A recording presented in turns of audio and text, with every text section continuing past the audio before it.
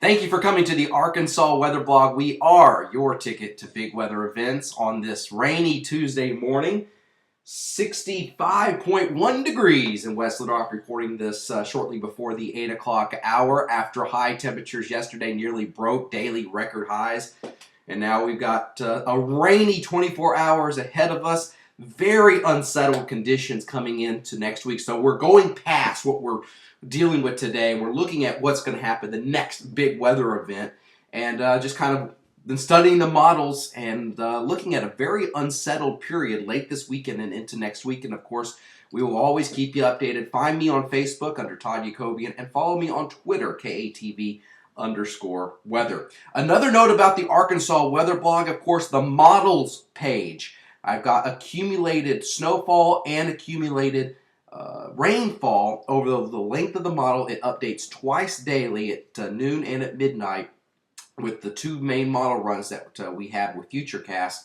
And you get accumulated rainfall and accumulated snowfall there over a 60-hour period of time. Go to the model section, it explains it all. And I'm going to be adding more stuff to that. The winter weather contest will kick off.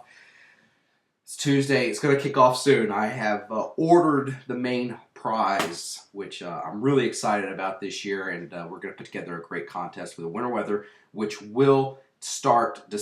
We'll open it up for a few days to get your entries in, but the period will be December 1st through February 29th. It is a leap year. Now, again, let's go back to what we're talking about with the unsettled weather for next week. First of all, we're going to get rid of this rain tomorrow morning.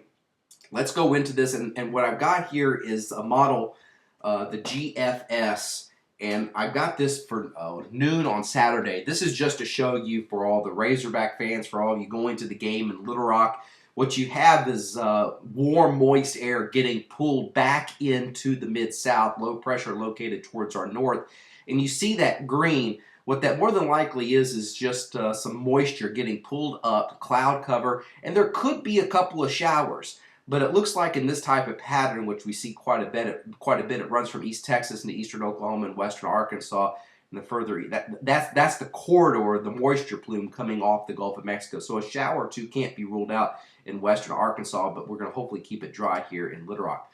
Now we're going to set this up. What we're looking at is several thousand feet above our heads. This is the 500 millibar pattern Sunday at noon. And what you see is a strong ridge of high pressure. Don't worry, this is going to be a sort of lengthy blog post, but I'm going to explain to you exactly what we're looking at for next week according to what the models are showing us now. High pressure is centered across the Gulf of Mexico.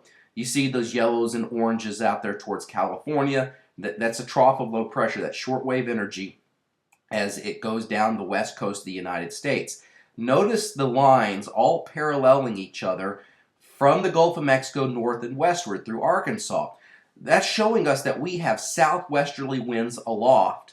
And what that usually does when we'll get a frontal boundary in here, that does not allow a frontal boundary to push through the state. There's no upper level support for it to push it south or north. So as this front comes in, it just stalls out.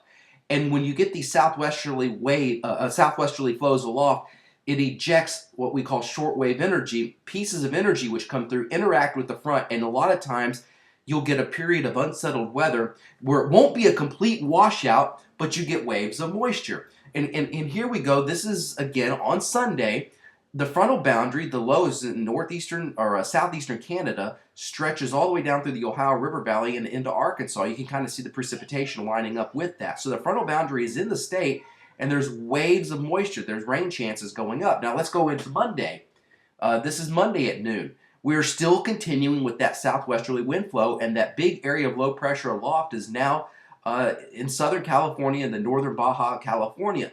So that area of low pressure aloft is starting to pull out, but we're still seeing waves of moisture, and there it is. This is noon on Monday, and it looks like the favorite area is through North Texas, Oklahoma, and the northern Arkansas for periods of precipitation, showers and thunderstorms. On the north side of the front, it's very cool. On the south side, it's very warm and humid.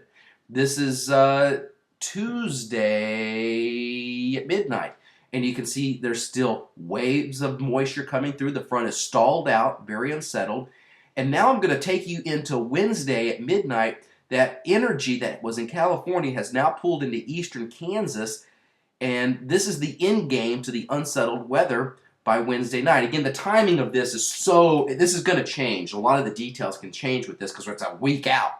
But here we have the area of low pressure at the surface along the border of Kansas and Missouri with a trailing cold front. You see showers and thunderstorms with this. And this is coming in according to the model. And the timing of this will change. But according to this, it's coming in the middle of the night, which would limit the instability. If this were to come in during the day, then I'd be worried about severe weather on Wednesday. Again, the timing of this is going to change. But you can see that we're going to have that front stall out. We're going to have that front stall out, and that wave of energy stays out towards California, and that southwesterly wind flow aloft. We get little disturbances coming through, interacting with that stalled frontal boundary. The main energy, when does that get here?